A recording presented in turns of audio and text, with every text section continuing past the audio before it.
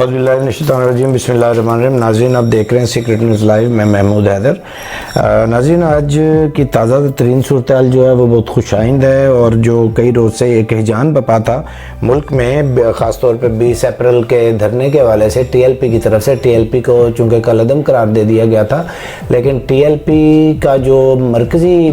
था धरना, उसमें हाज़रीन की तादाद रोज़ बरोज़ बढ़ती चली जा रही थी। और ताज़ा तरीन जो अपडेट थी वो ये थी कि वहाँ अब ख़वातीन का भी तांता बन गया था और बहुत बड़ी तादाद में ख़वातीन भी शामिल होना शुरू हो गई थी। गो कि मीडिया पर पाबंदी लगाई हुई थी, हुकूमत पाकिस्तान में मीडिया ब्लैकआउट था, लेकिन इसके बावजूद सोशल मीडिया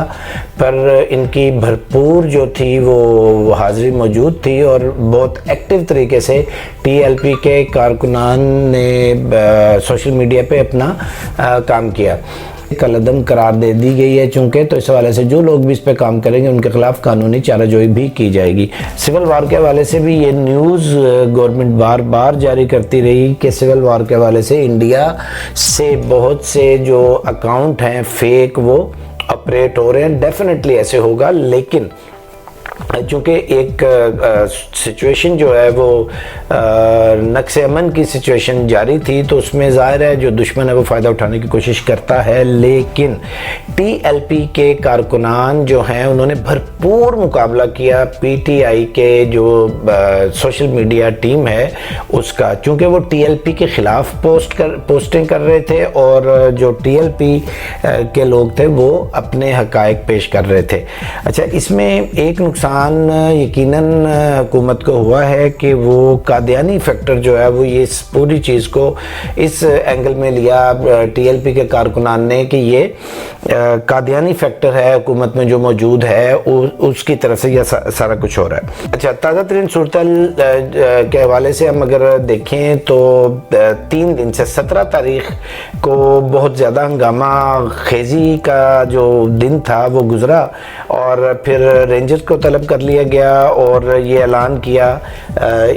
अपना वज़ीर दाखिला शेख रशीद साहब ने ऐलान किया, वज़ीर आज़म इमरान खान ने कौम से बातचीत की और वज़ीर इत्तलात फवाद चौधरी साहब जो थे वो भी इन एक्शन थे और उन्होंने ऐलान किया कि तमाम जो है ना पाकिस्तान में जितने भी धरने जारी हैं टीएलपी के तहरीक लब्बैक, कलअदम तहरीक लब्बैक के जितने भी धरने जारी हैं वो सब ख़त्म करवा दिए जाएंगे। अच्छा, और उन्होंने वो करवा दिए, मतलब लाहौर के अलावा जितने भी धरने थे वो 2 रोज़ में ख़त्म हो गए। हमने जब 18 तारीख को देखा तो हमें कहीं और धरनों की खबर नहीं मिल रही थी, मतलब हुकूमत की तरफ से ये खबर हमें मिल रही थी कि धरने ख़त्म करवा दिए गए हैं और रास्ते क्लियर करवा लिए गए हैं। अच्छा, लेकिन लाहौर का धरना, चूँकि हमारी रिपोर्टिंग टीम खुद लाहौर के धरने को कवर करती रही तो इस हवाले से इसकी खबर बराबर हमें पहुँचती रही कि लाहौर का धरना जो था वो दिन ब दिन बढ़ता चला गया और उसमें जो हाज़रीन की तादाद थी वो बढ़ती चली जा रही थी। और शायद इसकी वजह ये भी हो सकती है चूँकि मतलब साहिवाल से लोग मैंने देखे, सरगोदा से लोग देखे, फैसलाबाद से लोग देखे, तो जब वो धरने ख़त्म करवा दिए गए तो जो जोशीले किस्म के कारकुनान थे जो उसके बगैर नहीं रह सकते थे वो भी लाहौर आना शुरू हो गए और इस तरह लाहौर का धरना बढ़ता चला गया। अच्छा, तो ये बात शुरू हुई थी साद रिजवी साहब जो अमीर तहरीक हैं, तहरीक लब्बैक के, उन्हें गिरफ्तार कर लिया गया अचानक, बिल्कुल बगैर किसी इतला के, किसी सिलसिले के, और 20 अप्रैल से 6 रोज़ पहले उन्हें गिरफ्तार किया गया और अचानक गिरफ्तार करके उन्हें जब मतलब कहीं साइड पे कर लिया गया, कोट लखपत जेल उन्हें भिजवाया गया। लेकिन शुरू में तो बिल्कुल नहीं पता था कि साद रिजवी साहब कहाँ हैं। अच्छा, उस पर जो कारकुनान थे वो तैश में आ गए, गुस्से में आ गए और कहा जाता है कि पुलिस के एक्शन के बाद वो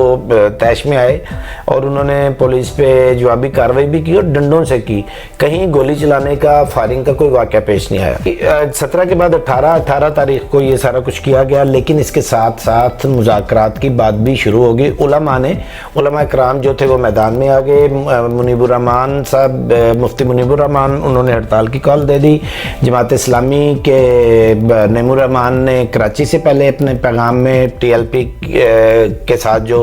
जुल्म व ज़्यादती या उन पे तशद्दुद वाली बात थी اسے مذاکرات کے ذریعے حل کرنے پر زور دیا. اس کے بعد مفتی منیب الرحمان میدان میں آ گئے, پھر جماعت اسلامی کے سراج الحق صاحب نے ان کی حمایت کا اعلان کر دیا, اور پھر نیکسٹ ڈے یعنی 19 تاریخ کو سراج الحق صاحب ایک وفد لے کے باقاعدہ ٹی ایل پی لاہور کے مرکز پہنچے, اور وہاں انہوں نے شہداء کے لیے فاتح خوانی کی اور انہیں یقین دلایا کہ جماعت اسلامی بھی اس کاز میں حرمت رسول کے معاملے میں آپ لوگوں کے ساتھ ہے. اچھا, اسی طرح جو بڑے بڑے علماء تھے, مثال کے طور پہ مولانا اکاڑوی جو تھے, انہوں نے باقاعدہ اعلان کیا. اعتصام علیہ ظہیر اہل حدیث مکتبہ فکر سے ہیں, انہوں نے ویڈیو پیغام جاری کیا, اور مولانا فضل الرحمان جو تھے وہ بھی ہڑتال میں شامل ہوئے. اور اس طرح ایک ملک گیر کامیاب ترین ہڑتال جو تھی جب ہوئی تو حکومت کو سوچنے پر مجبور کیا انہوں نے کہ جو ہے مذاکرات کا رستہ اختیار کرنا پڑے گا, کیا جائے گا نہیں, کرنا پڑے گا. اچھا, تو اس کے علاوہ صورتحال ایک تو یہ ہوگی کہ مذاکرات کے بارے میں سوچنا شروع ہو گیا, بات چیت شروع ہوگی, اور جو لب و لہجہ سخت تھا فؤاد چودھری اور شیخ رشید صاحب کا, اس میں بھی نرمی آ گئی. لیکن جو تقریر کی عمران خان صاحب نے, اس میں انہوں نے کوئی نرمی نہیں دکھائی. بحیثیت وزیر اعظم یہ ان کا کام بنتا تھا کہ وہ نرمی نہ دکھاتے, باقی لوگ جو نرمی دکھا رہے تھے. تو وزیر اعظم نے اپنے طور پہ جو بھی ان کا نقطہ نظر تھا تحریک لبیک کے والے سے, وہ انہوں نے اسی طرح جیسے پرانا چل رہا تھا انہوں نے واضح کیا. اچھا, اس کے بعد یہ صورتحال جب آ گئی کہ مذاکرات کیے جائیں گے, تو مذاکرات کی ٹیم بن گئی. شیخ رشید تھے, گورنر پنجاب تھے, اور راجہ بشارت صاحب تھے, یہ ہمارے وزیر مذہبی امور جو ہیں نور الحق قادری صاحب تھے. تو یہ سب لوگ, اور انہوں نے جب مذاکرات کیے تو پہلے دن اس بات پہ اتفاق ہوا, پہلا دور جو چلا اس میں اس بات پہ اتفاق ہو گیا کہ کارکنان کو رہا کر دیا جائے گا. کن کارکنان کو رہا کر دیا جائے گا؟ جن پہ دہشت گردی کی دفعات نہیں لگیں. اچھا, دوسرا جو تھا دھرنے کی جب بات ہوئی تو وہاں ڈیڈ لاک برقرار رہا, اور جب وفد میں شامل جو دوسرے علماء کرام تھے انہوں نے بھی فورس کیا کہ امن و امان کو قائم رکھنا ضروری ہے, تو انہوں نے پھر اپنے شورا کے 3 ممبران کو طلب کیا کہ ان سے میری ملاقات کروائی جائے, مشاورت کے بغیر میں بات نہیں کر سکتا ہوں. بہرحال وہ اہتمام بھی ہوا. اچھا, اب دوسرے روز جو ان کا تھا مطالبہ, اس میں شیخ واضح طور پر جو بڑے مطالبات سامنے آئے وہ شیخ رشید کا استعفیٰ, مستعفی ہونے کا مطالبہ انہوں نے کیا, اور سفیر جو تھا اس کی یعنی رخصتی روانگی کے سفیر کو پاکستان سے ملک بدر کیا جائے. اچھا, سفیر کے ملک بدر کرنے والا جو معاملہ تھا, مولانا فضل الرحمان, مفتی منیب, سراج الحق, سب کے سب اس بات پہ متفق تھے کہ سفیر کو نکالا جانا چاہیے. اب یہ 2 چیزیں آ گئی. اب یہاں پہ پرابلم بہرحال آئی. سب سے بڑی بات یہ تھی کہ سفیر کے لیے قرارداد پیش کرنے کا جو وعدہ تھا وہ حکومت نے 20 تاریخ کو دھرنا روکنے کی شرط پہ 20 تاریخ کو قومی اسمبلی میں قرارداد پیش کر دی. وہ جیسے بھی کی, اس پہ مسلم لیگ نون کے تحفظات تھے, پیپلز پارٹی بالکل اس میں شامل نہیں ہوئی, اور اس کی وجہ بالکل صاف ظاہر ہے کہ چونکہ سفیر کو نکالنے کا معاملہ یورپ سے منسلک ہے, جیسے وزیر اعظم عمران خان نے بھی واضح کیا, اور ان سب کے جو سٹیکس ہیں بنیادی طور پہ یورپ کے ساتھ ہیں. وزیر اعظم جو سابق وزیر اعظم نواز شریف صاحب وہاں پہ بیٹھے ہیں, ان کی فیملی وہاں پہ ہے, ان کے اثاثہ جات وہاں پہ ہیں. پیپلز پارٹی کے سوئس اکاؤنٹس آپ دیکھ لیں, برطانیہ میں, امریکہ میں ان کے اثاثہ جات ہیں. اسی طرح سر محل آپ کے سامنے آپ کو معلوم ہوگا کہاں پہ ہے. اسی طرح جو مشیران اور معاونین ہیں عمران خان صاحب کے, ان کے بھی اثاثہ جات سب وہاں پہ ہیں. یہ جو ہم تجارت کی اور بات کرتے ہیں نا نارملی کہ جی کاروبار بند ہو جائے گا, یہ ہو جائے گا, وہ ہو جائے گا, ٹیکسٹائل سیکٹر میں ایسے ہو جائے گا, یہ ضمنی بات ہے. اصل میں حقیقت جو ہے وہ یہ ہے کہ جو حکومت میں بھی جو بیٹھے ہوئے سیاستدان ہیں, جو پیپلز پارٹی کے سیاستدان ہیں, جو مسلم لیگ نون کے سیاستدان ہیں, ان سب کے سٹیکس یورپ کے ساتھ ہیں, اور یورپ کے ساتھ ہی ان کے مفادات وابستہ ہیں. اور سفیر کی ملک بدری کی صورت میں اگر کوئی پرابلمز آتی ہیں تو یہ ان سب کے لیے پرابلمز بنیں گی. سو اس کے لیے کوئی بھی تیار نہیں تھا اور انہوں نے وزیر اعظم عمران خان کو سختی سے پیش آنے کا مشورہ دیا تھا کہ طاقت سے اسے کچل دیا جائے. لیکن یہ آپ سمجھ لیں حرمت رسول کا معاملہ تھا, توہین رسالت کا معاملہ تھا, اور اس میں ٹی ایل پی کا اکیلا میٹر نہیں تھا. میں نے یہ دیکھا کہ Punjab university, engineering university, colleges, عام لوگ, عام سٹوڈنٹس, محلے سے عام لوگ, اور پی ٹی آئی کے لوگ ایون میں نے دیکھے, مسلم لیگ نون کے لوگ دیکھے جو میں نے دھرنوں میں شریک دیکھے ہیں, اور ہم اسے بے شک سازش کہیں لیکن بنیادی طور پہ عام لوگ جو ہیں وہ تو عشق رسول میں اس طرف گئے ہیں. اور وہ سفیر کی ملک بدری, اور وہ فرانس کی طرف سے یہ کوئی آج کا معاملہ تو نہیں ہے. اچھا پھر ایک کنڈیشن یہ تھی کہ جی چلیں آپ نہ کریں, ان کی مصنوعات کا بائیکاٹ کریں. وہ بھی نہیں کیا تھا حکومت نے جو معاہدہ کیا تھا. وہ پرائیویٹلی کچھ لوگوں نے ذاتی طور پہ جو ہے نا یہ کیا تھا, ایک موو چلائی, سوشل میڈیا پہ پروموشن کی اور مصنوعات کا بائیکاٹ کیا جائے, وہ اپنے طور پہ لوگوں نے کیا لیکن حکومت نے نہیں کیا, اور نہ ہی سفیر کو نکالنے کی بات ہوئی. تو یہ جو ہے نا معاملات تھے. اچھا اب یہاں پہ آ کے حکومت کا قدم بھی قرار دے چکی اور سارا سلسلہ کر دیا اور فورتھ شیڈیول میں ڈال دیا. فورتھ شیڈیول کیا ہوتا ہے؟ فورتھ شیڈیول یہ ہوتا ہے کہ آپ کو میڈیا پر آنے کی بالکل پابندی ہوتی ہے, اور آپ اپنے ضلع سے باہر نہیں جا سکتے ہیں, اور مطلب آپ کو اپنی تشہیر کرنے کی اجازت نہیں ہوتی ہے. یعنی قلعدم جیسے کر دیا جاتا ہے, فنڈنگ نہیں کر سکتے ہیں, چندہ نہیں کوئی آپ کو دے سکتا, تو وہ سارے معاملات. لیکن تحریک لبیک کا ایسا کوئی معاملہ نہیں, نہ تو ان کی فارن فنڈنگ کا معاملہ تھا, نہ ہی انہوں نے ملکی سلامتی کے حوالے سے کبھی کسی کا کوئی بیان آیا کہ ملک کو ایسے کر دیں گے, ایسے کر دیں گے, ایسے کر دیں گے. بلکہ محب وطن, مجھے یاد ہے کہ میں جس دن رپورٹنگ کے حوالے سے میں یہ لاہور دھرنے کی طرف جا رہا تھا, تو مجھے دور سے جو کانوں میں آواز سنائی دے رہی تھی کہ وہ بتا رہے تھے شیخ رشید, فواد چودھری, معاونین, مشیران, Nawaz Sharif, peoples party, even Imran Khan صاحب کے جو بچوں کا معاملہ, کہ یہ سب لوگ مطلب وہاں پہ ہیں. کوئی انہیں کو مسئلہ بنے گا تو اپنے بیگ اٹھائیں گے اور ادھر بھاگ جائیں گے, بیمار ہوں گے ادھر علاج کروانے چلے جائیں گے. لیکن تحریک لبیک کے جو خادم رضوی کی انہوں نے مثال دی کہ ان کا ایکسیڈنٹ ہوا, ان کی ٹانگیں کٹ گئی, لیکن وہ پاکستانی تھے, پاکستان میں رہے, پاکستان میں ان کا علاج ہوا, اور آخری وقت بھی جب ان کی موت واقع ہوئی, ریلت ہوئی, تو وہ پاکستان کے ہی ہسپتال میں انہوں نے جو خالق حقیقی سے وہ جا ملے. تو یہ مطلب پاکستانیت کی بات کرتے ہوئے میں نے انہیں سنا, اور بالکل کسی قسم کا ایسا معاملہ تھا ہی نہیں کہ اگر سپریم کورٹ میں بھی جا کے ہم دیکھتے تو یہ حکومت کو بھی نظر آ رہا تھا کہ اگر اس معاملے کو سپریم کورٹ میں لے کے جاتے ہیں تو وہاں پہ انہیں کالعدم قرار نہ دیا جاتا. بالکل. اچھا اب ایک اور یہ تو چیز ہوگی کہ معاملات بالکل خوش اسلوبی سے طے ہو گئے, اور یہ پرابلم آئے گی تھوڑی آگے چل کے آئے گی, کس چیز کی قرارداد پر آئے گی پرابلم, کیونکہ پیپلز پارٹی اور مسلم لیگ نون قطعاً اس حق میں نہیں ہوں گے, اور یہ جو معاونین مشیران ہیں یہ بھی اس کی مخالفت کریں گے, اور ایون عمران خان صاحب جو ہے ذاتی طور پہ وہ بھی اس کے حق میں نہیں ہے. اور آج اسمبلی کے اجلاس میں بھی عمران خان نہیں تھے, اور کئی مختلف اطراف سے یہ مطالبہ بھی آیا کہ یہ قرارداد عمران خان صاحب کو خود پیش کرنی چاہیے تھی اور انہیں اسمبلی میں موجود ہونا چاہیے تھا. معاملہ اس وقت یہ تھا کہ حکومت بالکل چاروں طرف سے نا برے طریقے سے اس وقت گری ہوئی ہے.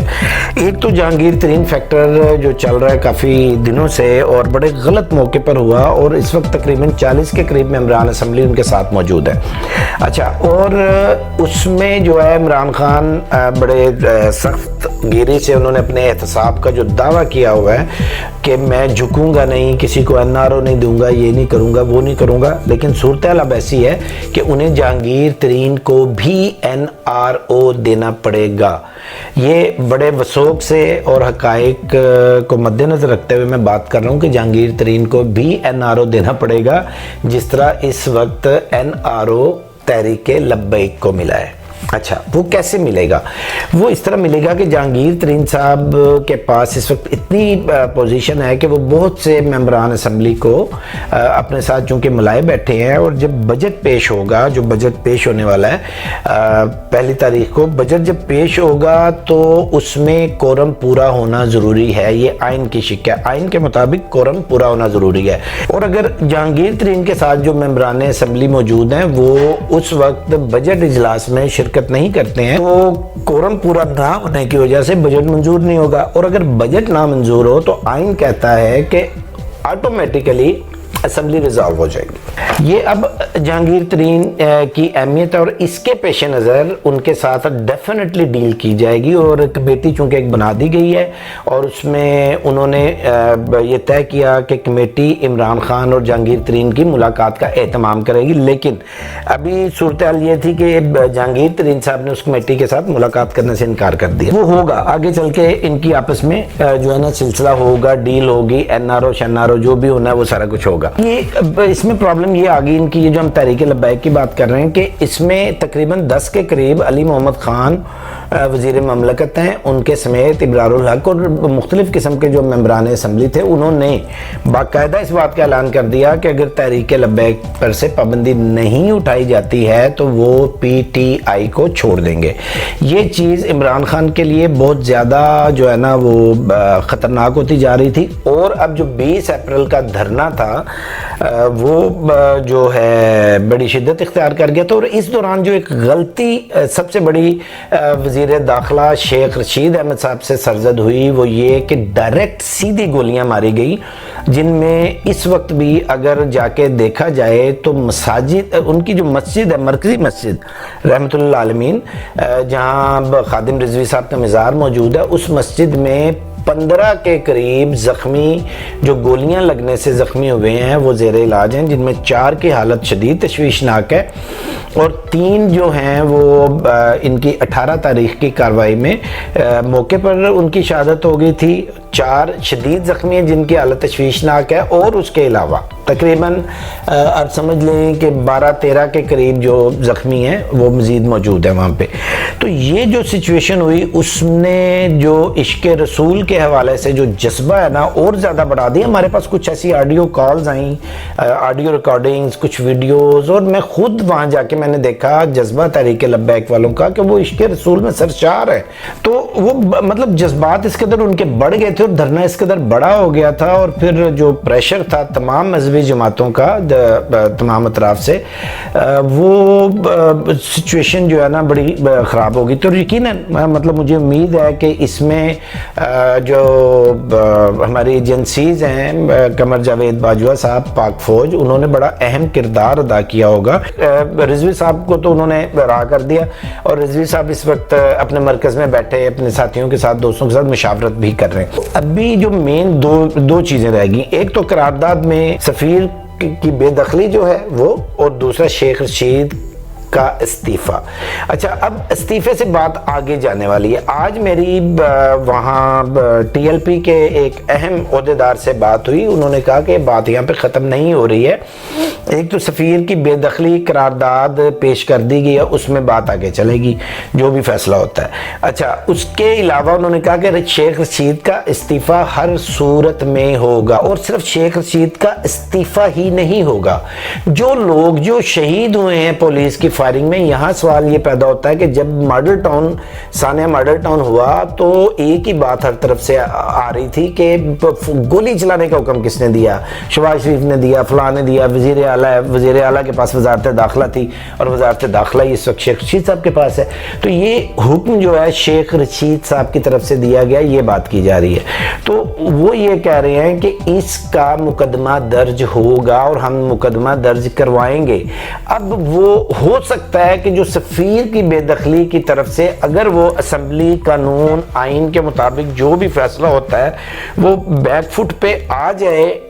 یہ تحریک لبیک، لیکن شیخ رشید کے معاملے میں نظر یہ آ رہا ہے کہ وہ بیک فٹ پہ نہیں آئیں گے۔ سو حکومت کو شیخ رشید صاحب کی قربانی دینے کے لیے تیار رہنا چاہیے۔ باقی مقدمات کی جو بات ہے وہ تو آپ جانتے ہیں مقدمات میں کیا ہوتا ہے، پاکستان کی جو سسٹم ہے قانون کا، عدالتوں کا، وہ ایک معمولی سا جو محرر ہوتا ہے جو آپ کی ضمنیہ لکھ رہا ہوتا ہے، جو ایف آئی آر لکھتا ہے، ٹھیک ہے، اس کے ہاتھ میں ہوتا ہے سب کچھ کیسے کرنا ہے۔ تو یہ اگر شیخ رشید صاحب پہ مقدمات ہوں گے تو بڑے بڑے وکیلوں کے مشورے کے ساتھ ہوں گے، ٹھیک ہے، اور وہ اس میں انہیں یقیناً بچا لیا جائے گا۔ کوئی ایسی بات نہیں ہے کہ ان پہ کوئی بہت بڑی آفت آ جائے گی، لیکن سفیر اور شیخ رشید ان میں سے کسی ایک چیز کا انتخاب ہوگا۔ احساس اس طرح ہوتا ہے جو موجودہ حالات ہیں کہ پاک فوج کا کوئی پوزیٹیو رول ہے بیک اینڈ پہ، اسٹیبلشمنٹ جو ہم میڈیا پہ دیکھتے ہیں کہ ہمارے اینکر پرسنز اسٹیبلشمنٹ کرتے نہیں تھکتے ہیں، تو یہ پاسبل ہی نہیں ہے کہ اتنی بڑی سچویشن میں پاک فوج لا تعلق رہی ہو۔ اور بہت ممکن ہے کہ جو مشترکہ طور پہ تمام علماء کرام ان کی حمایت میں، تحریک لبیک کی حمایت میں میدان میں کودے، اس کے پیچھے بھی ایجنسیز کا کردار ہو، اور یہ ایک پوزیٹیو کردار تھا جس سے امن عامہ کی صورتحال خراب نہ ہوئی۔ چونکہ ایجنسیز کا کردار نظر آ رہا تھا لوگوں کو، لہٰذا اس موجودہ صورتحال میں جو کچھ ایسے عناصر جو نظر نہیں آتے ہیں ہمیں، مطلب میں پاک فوج کی طرف یا ایجنسیز کی طرف میرا اشارہ نہیں ہے، بلکہ میرا اشارہ انتشار پھیلانے والے اور فسادی عناصر کی طرف ہے۔ وہ کون ہے، کیا ہے، آنے والا وقت بتا دے گا، لیکن ابھی جو میں بات کر رہا ہوں کہ ابصار عالم جو جنگ گروپ سے جن کا تعلق ہے، اور پیمرا کے سابق چیئرمین بھی رہے اور ایک نامور جرنلسٹ ہیں، ان پر قاتلانہ حملہ، ان کے گھر کے باہر قاتلانہ حملہ ہوتا ہے، جو ایک گولی ان کے پیٹ میں لگتی ہے، اور وہ جو اپنا پہلا بیان ریکارڈ کراتے ہیں وہ ISI پر الزام لگاتے ہیں، اور اس کی وجہ کیا بیان کی جاتی ہے کہ کچھ عرصہ پہلے انہوں نے ISI کے خلاف ایک ٹویٹ کیا تھا۔ اچھا، اگر ہم اس بات کو مان لیں کہ ISI کے خلاف ٹویٹ کے نتیجے میں ISI نے یہ حملہ کروایا، تو یہ قطعاً ممکن نہیں ہے، قطعاً ممکن نہیں ہے۔ وہ اس لیے ممکن نہیں ہے کہ چونکہ ٹویٹ آلریڈی موجود ہے، اور ISI قطعاً ڈائریکٹ اس طرح کی کارروائی کر کے اپنے اوپر خود الزام یا اپنے پاؤں پہ خود کلاڑی تو مارے گی نہیں۔ لیکن بہرحال ISI کا اس وقت ایک کام بنتا ہے کہ جو بھی اس میں ملوث ہے اسے فوری طور پہ بے نقاب کرے، اور میں نے کئی لوگوں کو یہ کہتے ہوئے سنا ہے کہ اگر ISI ایک مجرم کو جو اس وقت ISI کو بدنام کرنے کے لیے ابصار عالم پہ گولی چلا رہا ہے، یا جو لوگ چلوا رہے ہیں، اگر انہیں فوراً ISI بے نقاب نہیں کر سکتی ہے، سامنے نہیں لا سکتی ہے، اسلام آباد جیسے